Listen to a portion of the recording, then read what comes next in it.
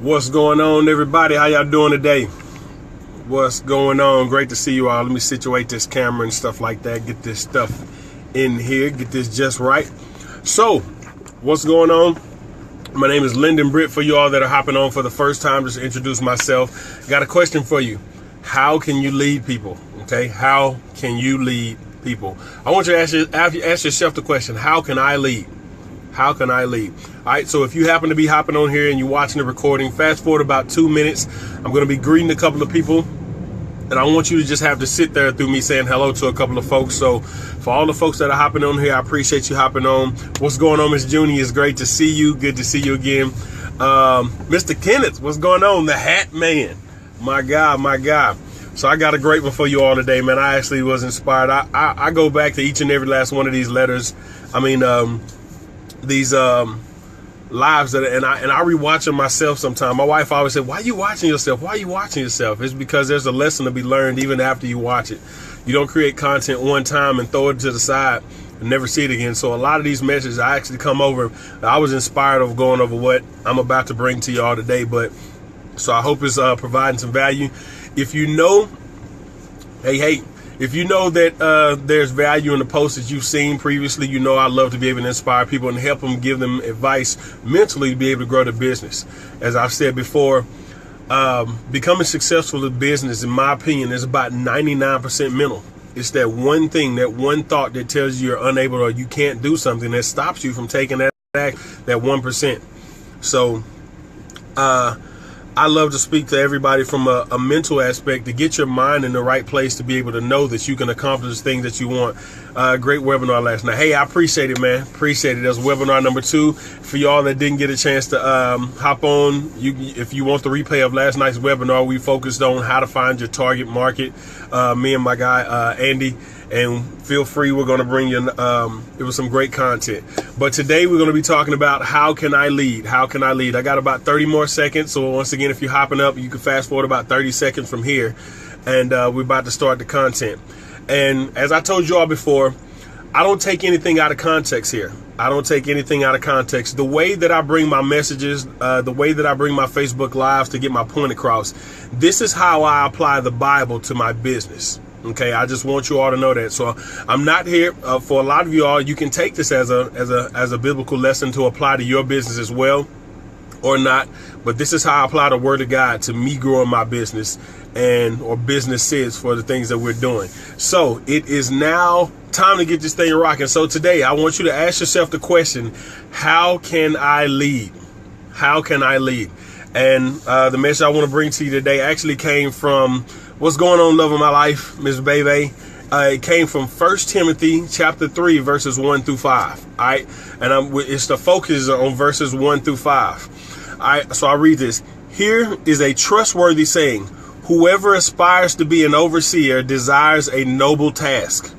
Now the overseer is to be above reproach, faithful to his wife, temperate, self-controlled, respectable, hospitable, able to teach, not given to drunkenness, not violent, but gentle, not quarrelsome, not a lover of money. Okay, here's the focus. He must manage his own family well and see that his children obey him, and he must do so in a manner worthy of full respect. If anyone does not know how to manage his own family, how can he take care of God's church? Okay, so what's going on, Mr. Dan? Appreciate you hopping in. Now, verses 4 and 5 is the main focus of that. He must manage his own family well and see that his children obey him, and he must do so in a manner worthy of full respect. If anyone does not know how to manage his own family, how can he take care of God's church? Okay. Now, and if you're just not hopping on here, that was 1 Timothy chapter 3, verses 1 through 5, with focuses on verses 4 and 5. Now, if you go back to this, how he must manage his own family well. If we're speaking from a business aspect, you've got to be able to manage your own business well. Okay. The focus is managing your own business well. And you must do so in a manner of earning full respect. See, a lot of people feel because you get results, I mean, you have respect for people. No, you can have great results. You can be highly Now, I can't say disrespected. You can be highly disliked regardless of the amount of success that you have because of the type of leader that you are. That just means there are a couple of things that you may be doing right to be able to earn income, but that does not mean you've earned the respect of the people around you. So it says you must do it in a manner worthy of full respect, which means you're very honorable. You know, people look forward to doing business with you. People look forward to actually being in your presence and being encountered, being just around you. Okay, it makes a huge difference in your business when people are trying to avoid you. That just means a lot of your success may come from people that first come into the business until they find out what you like.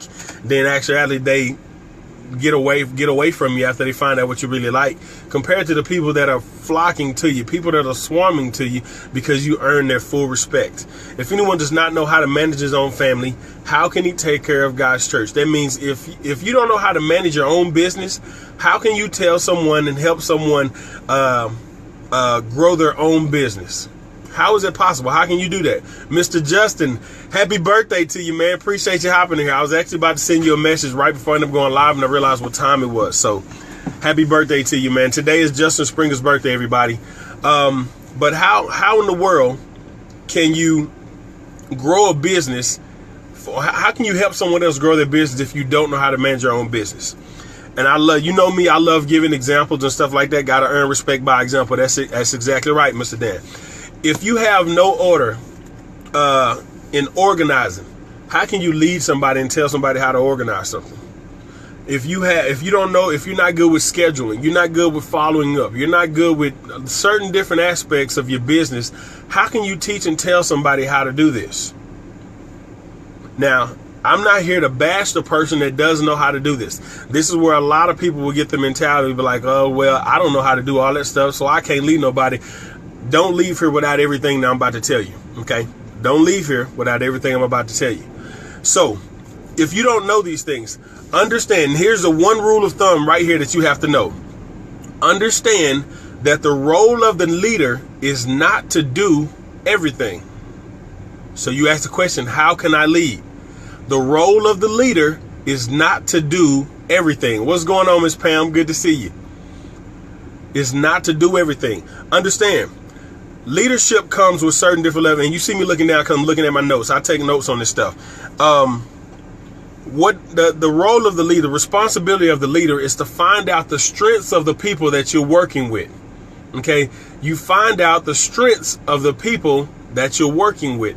And a lot of people don't realize they have those strengths. And it's your job as a leader to pull those strengths out of them and utilize them. And you utilize that. So a lot of people feel, you're like, okay, well, that's kind of like using people. No, not so much so. You're not using people. What you're doing, you're empowering people and getting them to step out of their comfort zone. You get them to step out of their comfort zone to become that greater person that you know they are capable of being. A lot of people are afraid to step forward. They're afraid to step forward. Is that let me see. Okay, yeah. So why would you waste time on something that you're not understanding when somebody that you know is more capable of handling that for you? I give you a perfect example. I started my blog in December of 2015, and 5 months later, I was writing blogs. I didn't have a problem writing, but as far as the visual presence of my blog, the background, the banner, and all that kind of stuff, I just couldn't figure out how to do that stuff, the digitizing, everything that I wanted. I could easily put anything, just a copy and paste picture of something I found on the internet, but I wanted something of mine, of custom. So, I mean, you can go to successwithlendon.com and see that banner. And I couldn't put that together because I wasn't familiar with what I needed to do. And it's not that I can't. It might have taken me a whole lot longer time and a lot of wasted money on software that I wanted to buy or that I would end up having to get, compared to connecting with the gentleman that I did a webinar with last night, Mr. Andy. He is techie in that. So why would I waste hours and wasted months of trying to figure out how to do this when it was somebody in my corner right there the whole time that I never knew could be like, hey, I can do that for you. That is your responsibility as a leader, to find out the strengths of those people that are running with you. See, I don't look at people as running beneath. When you're growing a business with somebody, I'm growing this business with you. I'm not growing this business because of you. Okay? Understand that. I'm growing this business with you, I'm not growing this business because of you.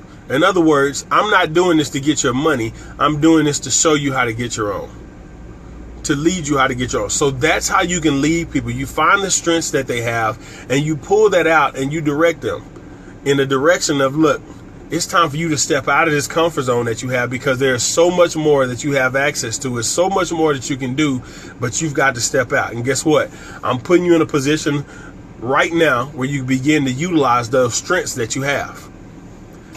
I want you to think about something, okay? Think about something.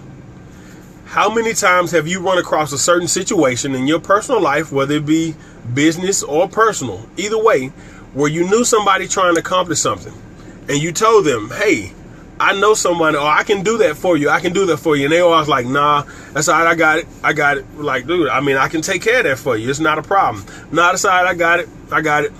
And then just whether it's a day, a week, a month, whatever later, they're still trying to figure this thing out, or they're frustrated, or they quit doing it because they didn't get the results that they wanted to. And the first thing you're thinking was, I told you I could have done it for you, but you didn't want to listen to me. So how many times have you had that experience where you tell somebody something they didn't want to listen to you? We've already had that. If you had that experience, throw me some hearts, throw me some thumbs up. I let you know that you're not the only person experienced that. I'm not the only person experienced. Throw me some thumbs up if that has ever happened to you. Pause. No thumbs. That's never happened to anybody? Oh, man. Okay, there we go. I thought I was by myself. I would say, wait a minute. But okay, so you realize that has happened in a situation before. It's the same thing happening in your business right now. You may have people talking to you right now. They might not necessarily say, I can do that, but they're showing you different things that they're good at. If you pay attention to them, you may find somebody like, I didn't realize I was good at actually copywriting, until somebody say, hey, man, you're pretty good. I read your letters. Hey, would you mind writing this for me? And I was like, I guess I could do it. And then come to find out, I'd be like, man, your copy is awesome. I didn't realize I was good at copying. So if you pay attention to the people that you're working with, you begin to notice them and find out those strengths that they have and say, hey, I want to place you right here. I want you to start doing this. I want you to start doing this for me. Matter of fact, I want you to start doing this for you. And putting them in a place that builds that confidence where they're able to do so. Now, if you end up on the other end of that spectrum, like that person that wouldn't listen, this is one thing I wrote down. If you're unwilling to get out of your own way, you're unfit to lead people. If you're unwilling to get out of your own way, then you're unfit to lead people. The reason why I say this is because imagine how you feel when you tell someone or you give someone advice on how to grow their business and you know that it works and they don't listen.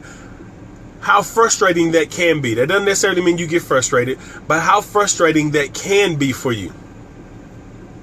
Okay, it's the same way when the roles are reversed. How frustrating for a person to tell you that they're good at something, to watch you suffer at it because you won't listen to them and take help. If you're unwilling to get out of your own way, then you're unfit to lead people, because you're going to grow an organization full of leaders who feel they can do it on their own and they won't listen to people. You've got to be able to get out of your own way. So how can you lead people?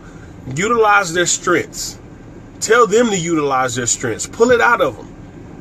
A lot of people, some people even know their strengths, but they're afraid to step out on faith. They're afraid to step out on faith. So how can you lead people if you, and you say, what is it? How can you lead people or manage people if you can't take care of your own? It's very much possible for you to take care of your own when you begin to utilize the things around you. How long would it take for you to talk to 100 people in person? Not too long. I mean, you cross paths with 100 people, but it's a little bit different to be able to walk up to 100 people and say hello and introduce yourself compared to the utilizing of the internet, because you have access to talk to people all over the world. When you begin to utilize those things around you and take hold of something or someone else that can actually help you, you benefit. Everybody benefits. Everybody benefits. And trust me, you're going to have some people that do that to you. They won't listen to you. See, I did a post, I did a video a few days ago where I was talking about that, and I actually didn't go into that because it's actually more suited for this. If you've got people that won't listen to you, See, I was talking to you about hitting rock bottom that day. If you got people who won't listen to you, let them hit rock bottom. Let them go. But you let them know. But like, okay, go ahead, do your way. I just want you to know, I don't agree, but I support you doing it however you feel you need to grow your business. Understand, if that doesn't work out, I'll still be here. I'll still be here, and I'll be able to help you. When you're ready to listen, I'll help you to grow your business or whatever it is that you're telling them to do. Sometimes you got to let them hit rock bottom, because they want to be that leader too fast. They want to be a leader before it's time for them to be a leader. I've experienced that myself. I wanted to be a leader before it was time for me to be a leader. And when that time came and I wasn't paying attention, I wasn't listening, guess what? I hit rock bottom. You've got to learn when to listen. You got to learn when to stop. You got to learn when to pay attention. You're going to have your opportunity. And trust me, your goal is to work on those strengths that you have. Okay? You're being watched. I say this all the time. You're being watched and you don't even know it. There's several people watching you, watching your moves to figure out what's going on, Mr. Cope. There's several people, and Mr. Juan, my bad.